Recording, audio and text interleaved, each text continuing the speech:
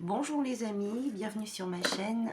Aujourd'hui j'aimerais vous présenter dans cette vidéo l'oracle des 7 saris qui est vraiment très intéressant pour faire un travail profond à l'intérieur. C'est intéressant. Donc on va voir un petit peu. Je vais juste tirer une carte pour nous tous et voir un petit peu ce que ça nous propose de travailler. Voir un petit peu où on en est. Voilà, bah, écoutez, il y en a deux qui se sont retournés. Donc on va voir les deux. Qui nous parlent du karma, de la condition humaine, de la responsabilité. Et qui nous parlent de l'introspection, du corps cosmique, de l'atome. Je la mettrai plutôt dans ce sens, elles se sont retournées toutes les deux. Donc nous allons lire.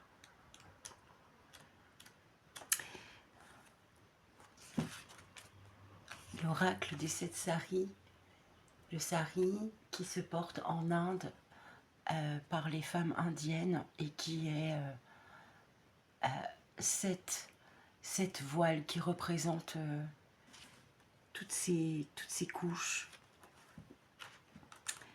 Donc voilà, alors 1, 3, on y est. Donc cette carte,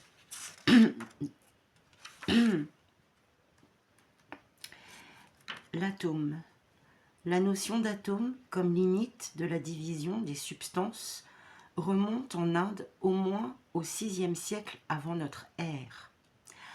Entre le 2e et 3e siècle, l'atome occupe le centre de la théorie de la causalité. L'un des 6 systèmes philosophiques du brahmanisme qui étudie la nature selon ses spécificités en délivrant quelques notions d'éthique. Par ailleurs, selon le jaïnisme, il existerait une matière karmique composée d'atomes, ce qui induit une forme de matérialisme moral. Dans cette optique, tous les composés naturels sont doués de psychisme à des degrés différents jusqu'aux minéraux. L'atome nous invite à l'introspection, à l'introversion la plus poussée pour déceler le fondement de nos comportements et l'intention première de nos actes.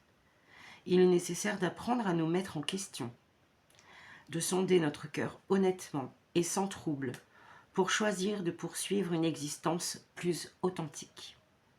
A-t-on suffisamment conscience de sa complexité et de son ambivalence ? Il est demandé d'être exigeant envers soi-même et de prendre en compte les observations d'autrui avec humilité. L'atome exhorte ensuite chacun à reprendre contact avec ses ressources enfouies, sachant son esprit relié à l'unité indivisible et sa conscience tissée dans celle de l'univers. La terre de chaque homme, de chaque femme est naturellement riche. Il lui suffit de la labourer, débarrasser des faux-semblants et du superflu. Chacun est à soi-même un trésor, et infiniment plus. Tout lui est ouvert et tout lui est possible, qu'il soit dans des conditions d'épanouissement ou d'esclavage. Dans un monde où se trouvent de toute façon les conditions du salut, grâce à l'interprétation du divin et de l'humain, selon la voie tantrique.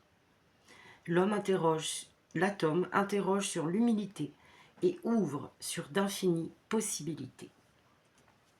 Donc on nous invite bien à une introspection. Avec cette carte, j'adore. Ça nous montre qu'en ce moment, il y a des besoins de rentrer dans sa grotte, besoin d'ermitage et d'aller voir un petit peu, d'être honnête, sincère avec soi-même. Justement, de lever les voiles. Alors c'est marrant parce que ça se suit, donc maintenant ça va être dans la condition humaine et c'est la 5. La responsabilité. Le karma. La loi des actes selon laquelle, explique Louis Frédéric, chaque action ou pensée produit ses effets sur la somme spirituelle de l'être et par conséquent influe sur son devenir cosmique, déterminant ainsi les futures incarnations d'un individu.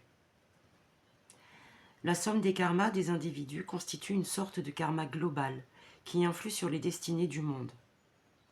C'est également un code d'éthique qui conditionne la conduite de chacun. La réincarnation assure la rétribution morale des actes, tandis que la génération garantit l'avenir social de l'homme, note Edon Vallet. D'un autre point de vue, la loi du karma décrit un processus qui peut rejoindre les lois universelles de la physique, des grands objets au comportement déterminé par des causalités et des relations fixes. Celui des petits objets du monde des particules restant, pour nous, indéterminable. Sri Aurobindo suggère cependant, pour la grandeur de notre esprit, l'éventualité d'une idée créatrice des relations. Tout devient alors l'expression et l'expansion de l'idée.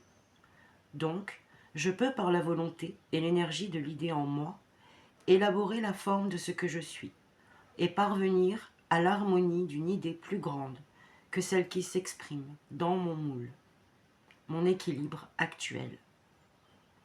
Je puis aspirer à une expansion plus noble. Ainsi, la question se pose à nous. Sommes-nous seulement une forme de l'idée universelle, sans aucune indépendance, ou une âme en développement persistant dans les sentiers de l'énergie universelle, nous rendant capables d'exalter notre état au-delà de toute servitude au karma et d'atteindre à la liberté spirituelle? Loin de conclure sur une fatalité, la carte du karma rend le consultant auteur de son existence dans tous les domaines de sa vie, en l'interrogeant sur le poids de ses intentions, car la pensée est agissante, la conscience est énergie et action. « Où vas-tu » demande la carte. Il est temps de sonder sa conscience, point de rencontre entre l'âme individuelle et la réalité suprême. Le courage consiste alors à ouvrir son cœur à la formidable force intérieure qui nous chacun, par essence, au divin, pour s'accrocher à cette lumière contre les peurs existentielles. Peur du non-sens de l'existence ou peur d'une mort finale, alors qu'elle n'est qu'un événement dans une continuité. En même temps, il est donc impératif de refuser de céder à l'obscur travail de sape des sentiments de culpabilité, qui faussent le rapport à la réalité en regardant ou empêchant la restauration de l'être, sans celle-ci, dans celle-ci.